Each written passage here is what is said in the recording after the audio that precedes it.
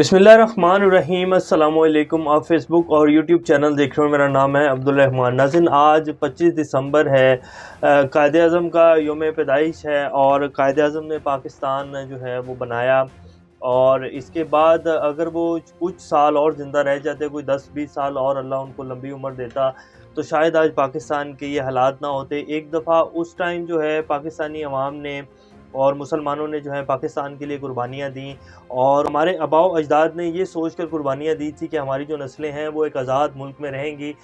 लेकिन शायद उनको नहीं पता था कि उनकी जो कुर्बानियाँ हैं वो इस तरह रायगाँ चली जाएँगी, और आज 75 साल बाद भी जो उनकी नस्लें हैं वो आज़ादी की जंग लड़ेंगी।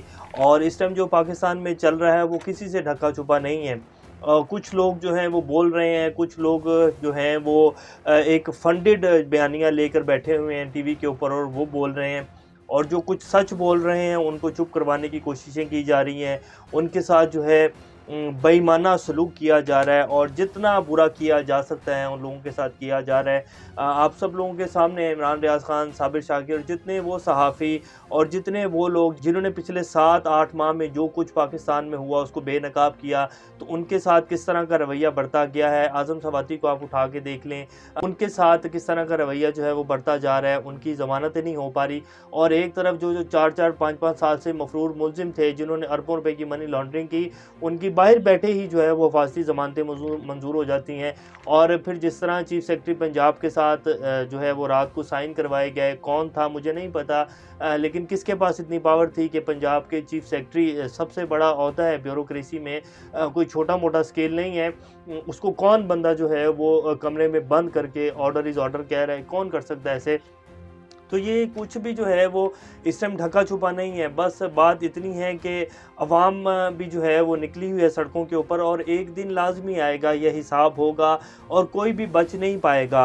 आखिर एक दिन जो है वो आना है और इस अवाम को हकीकी आज़ादी मिलनी है, और अब वो दिन दूर नहीं है। आज आपके सामने इस्लामाबाद से कुछ ताज़ा तरीन अपडेट्स रखेंगे।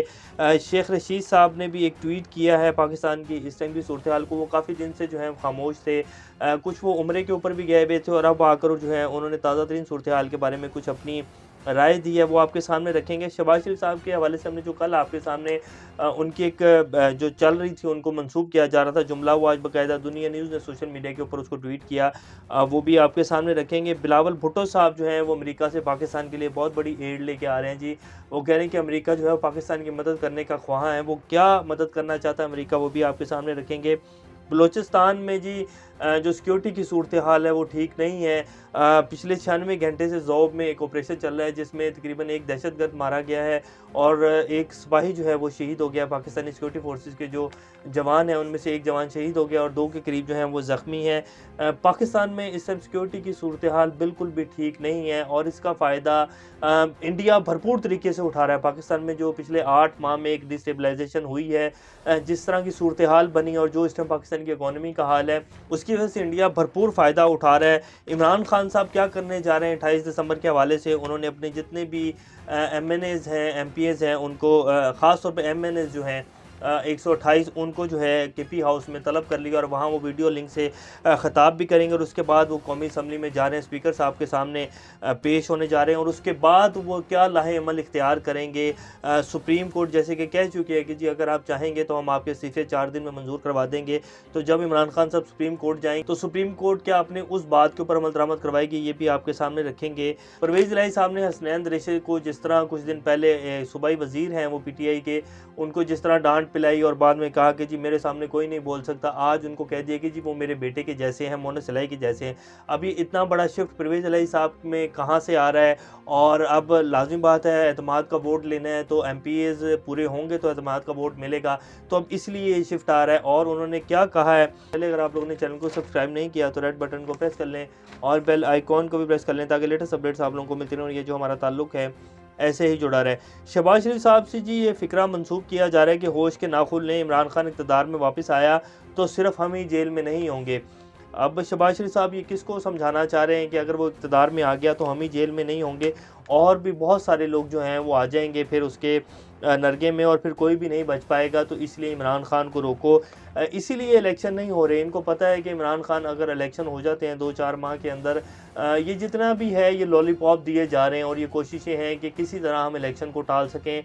और इसी तरह इस सेटअप को लेकर आगे बढ़ें। जब तक इमरान खान को नाअहल नहीं कर दिया जाता, उसकी पार्टी को ख़त्म नहीं कर दिया जाता, तब तक ये लोग इलेक्शन नहीं चाहते हैं, ख़ास तौर पर ये 13 जमातें जो हैं।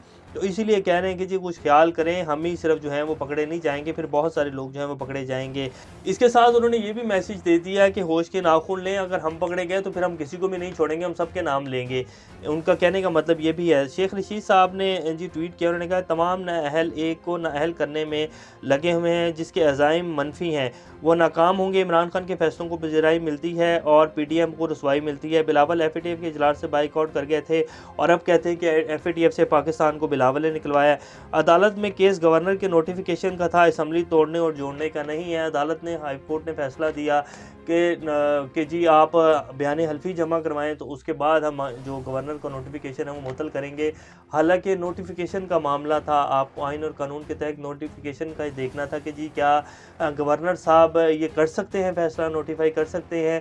आपका असम्बली की तहलील से और बयान हल्फी से तो कोई ताल्लुक ही नहीं बनता था। बहरहाल खैर उन्होंने ये फैसला दिया और अब इसके ऊपर जो वफाकी हुकूमत है उन्होंने भी काफ़ी जो है वो शोर मचाया कि जो है मीठा फैसला दिया गया है परवेज़ इलाही साहब के हक़ में और परवेज़ इलाही साहब जो हैं वो असम्बलियाँ तोड़ देंगे। बिलावल भुट्टो साहब कहते हैं कि जी अमेरिका पाकिस्तान को पाक अफगान बॉर्डर सिक्योरिटी के लिए फ़ंड्स फराहम करने का ख्वाह है। क्या बात है, 20 साल से पाकिस्तान में तबाही जो मची हुई है, अमेरिका ने क्या दिया है पाकिस्तान को? सवाए तबाही के अमेरिका ने कुछ नहीं दिया और अब जो है वो बिलावल साहब को लॉलीपॉप दे रहे हैं कि जी हम आपके जो है पाक अफगान बॉर्डर सिक्योरिटी के लिए फ़ंड्स के ख्वाह हैं।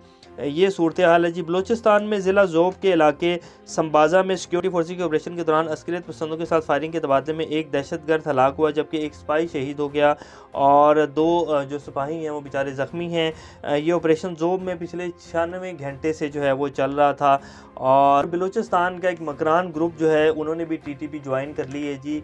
और बहुत सारे ग्रुप्स हैं जो ये चाह रहे हैं कि जी हम टीटीपी ज्वाइन कर लें। ये हमारे बलूचिस्तान और केपीके का जो पूरा सूबा है उसके हालात हैं सिक्योरिटी के, और हुकूमत सिर्फ इसमें लगी हुई है कि जी हमने अपने ये जो निज़ाम है, जो फरसूदा निज़ाम है 75 साल, जो सिर्फ कुछ परसेंट एलीट को और कुछ परसेंट माफिया के फ़ायदे के लिए बना है, जो सिर्फ उन्हीं को फ़ायदा देता है। आवाम को पिछले 75 साल में इस निज़ाम से कुछ नहीं मिला सवाए रसवाई के, सवाए ज़लालत के, सवाए भूख के, बीमारियों के, सवाए सेहत की सहूलियात के फुकदान के कुछ नहीं मिला आवाम को पिछले 75 साल में। तो अब उस निज़ाम को बचाने की जंग चल रही है। वफाकी हुकूमत की तरफ से पाकिस्तान डिफ़ॉल्ट होने के ख़तरे के बावजूद हुकूमत तरक्याती अखराजात बढ़ाने पर मुसर है।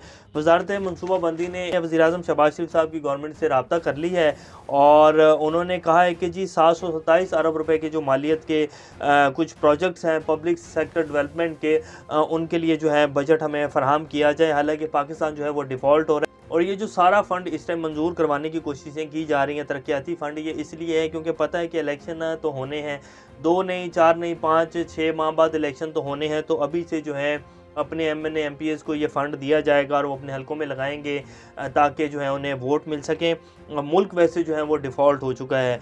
इमरान खान साहब ने पीटीआई के अरकान असम्बली को 28 दिसंबर को केपीके हाउस इस्लामाबाद में इकट्ठे होने का कह दिया है। वहाँ इमरान खान साहब वीडियो लिंक से ख़िताब करेंगे। उसके बाद वो शाह महमूद कुरैशी साहब की सरबराही में जितने भी एमएनएज़ हैं वो कौमी असम्बली के स्पीकर के सामने पेश होंगे और उन्हें कहेंगे कि जी आप हमारे इस्तीफ़ों की तस्दीक करें और हमारे इस्तीफ़े कबूल करें।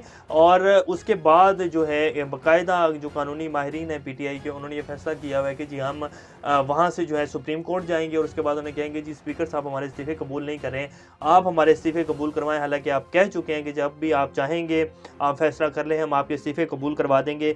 तो अब ये बॉल जो है आपके कोर्ट में है, आपने हमारे इस्तीफ़े कबूल करवाने हैं। ये इस टाइम की सूरत हाल है। इमरान खान साहब असम्बलियाँ तोड़ देंगे, परवेज़ इलाही साहब जैसे एतमाद का वोट लेंगे उसके बाद परवेज़ इलाही साहब जो हैं वो असम्बलियाँ तोड़ेंगे।